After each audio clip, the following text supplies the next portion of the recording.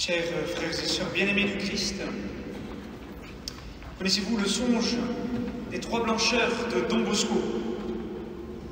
Un matin, Don Bosco se réveilla avec le souvenir d'un rêve très fort, puissant comme prophétique, où il avait vu la barque de l'église avec le pape en blanc à sa tête être pris dans une terrible tempête de persécution, d'attaque, de violence, de destruction. La barque était proche de se détruire. Quand 2 colonnes surgirent de mer et des flots, une colonne avec la Vierge Marie, une colonne avec l'Eucharistie. Et la barque s'arrima à ces 2 colonnes et au final ne coula pas et put tenir bon pour affronter la tempête contre vents et marées. Peut-être était-ce un rêve prophétique pour son temps, le temps de Don Bosco, mais peut-être aussi pour notre temps aujourd'hui, afin de tenir bon dans les épreuves.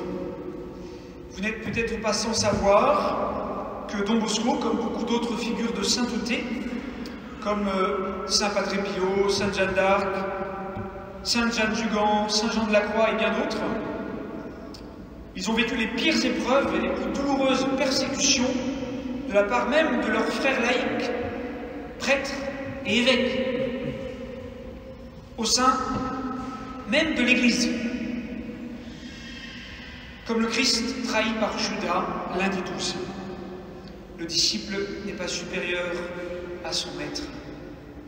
Alors en ce jour du jeudi saint, jour de la fête, de l'institution de l'Eucharistie et du sacerdoce, et je remercie les enfants qui se préparent à la première communion, qui m'ont souhaité bonne fête en entrant dans l'église. Eh bien, creusons un peu ensemble ce mystère central de notre foi. Voyons cela en parlant du sacrifice, du don de soi et de la prière pour les prêtres. Le sacrifice, tout d'abord. Je ne sais pas si vous avez pris le temps de prier, de méditer, de lire les textes de la nouvelle traduction liturgique de la messe, qui essaie d'être plus proche de l'original en latin. Notamment par cette petite phrase que tous ne connaissent pas encore très bien, et ça c'est pas bien, il va falloir faire un petit effort les amis, où le prêtre dit « Priez, frères et sœurs, que mon sacrifice, qui est aussi le vôtre, soit agréable à Dieu, le Père Tout-Puissant. » Et les fidèles répondent « Le Seigneur reçoit de vos mains ce sacrifice, à la louange et à la gloire de son nom. » Ouais, il va falloir bosser. Il va falloir apprendre, les amis. Prenez le temps, chers amis, de vraiment l'apprendre en le priant. Je vous redis la phrase que vous devez répondre. Que le Seigneur reçoive de vos mains ce sacrifice à la louange et à la gloire de son nom pour notre bien et celui de toute l'Église.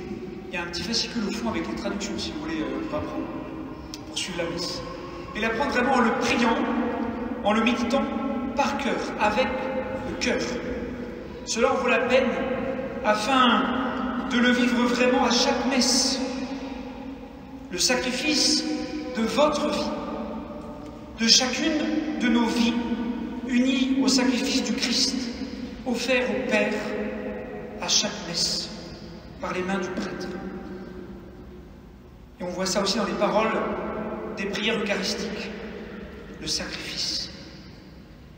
Est-ce que vous connaissez le sens du mot hostie?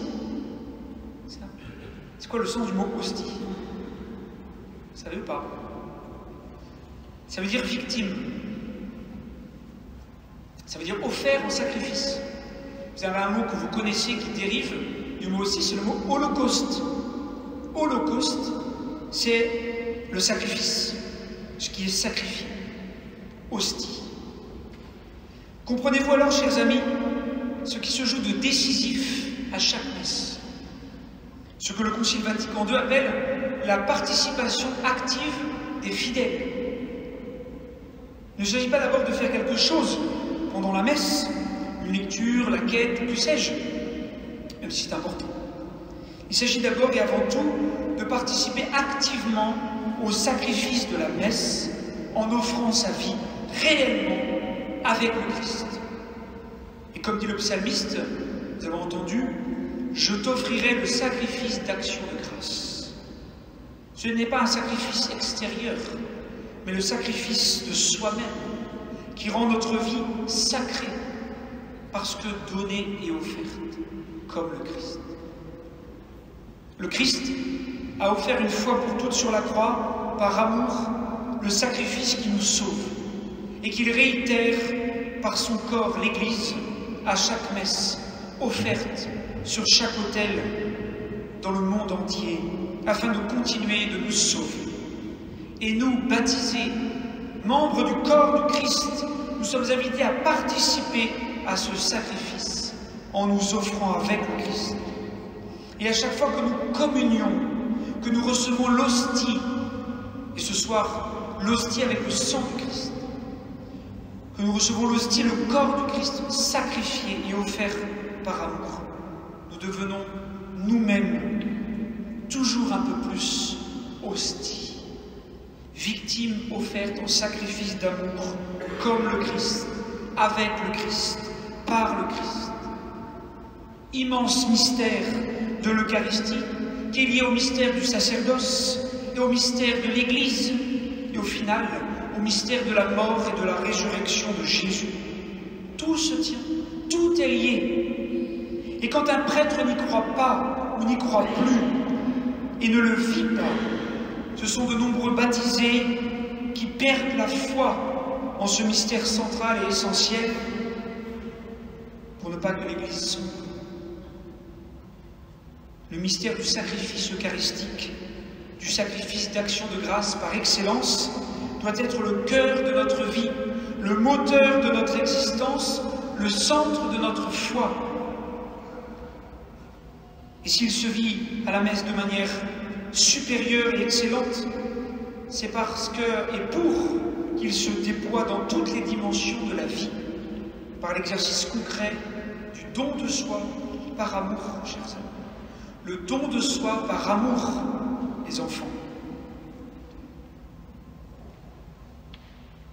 Le sacrifice du Christ se poursuit dans son corps qu'est l'Église et dans ses membres que nous sommes tous. Le Christ a besoin de nos mains. Le Christ a besoin de notre cœur, de notre bouche, de nos yeux pour continuer d'aimer, de servir, de se donner, de s'offrir. Il peut tout faire sans nous, mais il ne veut rien faire sans nous. Et pour continuer de se donner aux hommes, il a besoin du don de notre vie, chers amis. Il a besoin de notre amour. Et si nous lui offrons tout, il fera des merveilles pour mettre le feu de l'amour et de la joie au cœur du monde. Il a besoin de nous. Il a besoin de nous. Allons-nous enfin accepter de lui donner notre amour et de lui donner notre vie? Et comme j'aime à le répéter, même aux enfants et à leurs parents, la messe commence quand elle finit, d'une certaine manière. La messe commence quand elle finit. Quand nous repartons chez nous pour vivre concrètement dans une même logique le sacrifice d'amour du Christ, en nous donnant, en pardonnant, en servant comme le Christ, à la suite du Christ. Et ça se passe par des petites choses. Combien de millions et de millions de personnes saintes trouverons-nous au ciel qui ont aimé en cachette, qui se sont données dans l'oubli d'elles-mêmes, avec discrétion, humilité, cachées aux yeux du monde et des médias, aux yeux des puissants et des sages. Soyons, chers amis, de ces saints cachés. Prenons le temps de laver discrètement le pied de nos frères et sœurs en les aimant, en se donnant comme le Christ. Chers amis, offrons nos vies pour que le Christ continue d'offrir sa vie pour nos frères. Et ça passe notamment par l'offrande de notre prière, et spécialement de la prière pour les prêtres.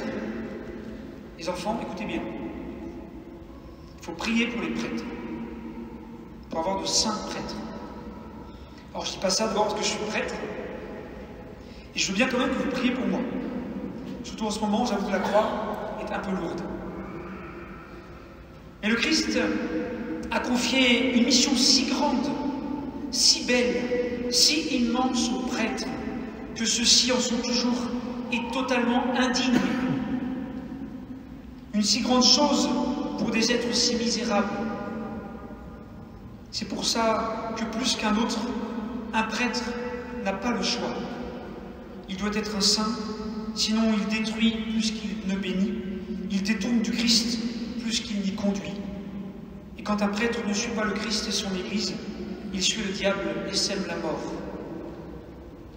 Et donc, chers amis, il faut vraiment, vraiment prier pour les prêtres et pour avoir de saints prêtres. Et donc, prier aussi pour les séminaristes et prier pour les vocations sacerdotales. Bien sûr, prier pour toutes les vocations, car nous avons besoin de saintes religieuses et de saints foyers chrétiens et de saintes personnes chrétiennes. Mais par-dessus tout, nous avons besoin de saints prêtres qui donnent au peuple de Dieu le Christ, le corps du Christ, la parole du Christ, le pardon du Christ, la vie du Christ, pour que le Christ Jésus lui-même continue d'être le pasteur de son peuple en vivant l'exemple du serviteur qui s'agenouille pour nous laver les pieds. Et le prêtre sera fidèle et sera saint quand il continuera de placer au cœur de sa vie sacerdotale l'Eucharistie et la Vierge Marie, comme dans le songe de Don Bosco. Ces deux colonnes qui permettent de tenir dans les tempêtes. Et s'il le vit en vérité, il le partagera aux fidèles. Mais il faut vraiment prier et s'offrir pour les prêtres, afin que les prêtres s'offrent pour vous, chers amis. C'est dans les deux sens. Aidez-moi à être saint pour que je vous aide à être saint. Et qu'ensemble, on s'aide mutuellement à être des saints et à suivre le Christ. Chers amis, des temps de tempête s'annoncent. Il faut plus que jamais se raccrocher à l'Eucharistie et à la Vierge Marie, en demeurant dans la barque de l'Église et du Christ. Alors pour terminer avec Marie et avec toute l'Église, j'aimerais redire avec vous et pour vous cette prière du Saint Curé d'Ars. Je vous aime, ô mon Dieu, et mon seul désir est de vous aimer jusqu'au dernier soupir de ma vie.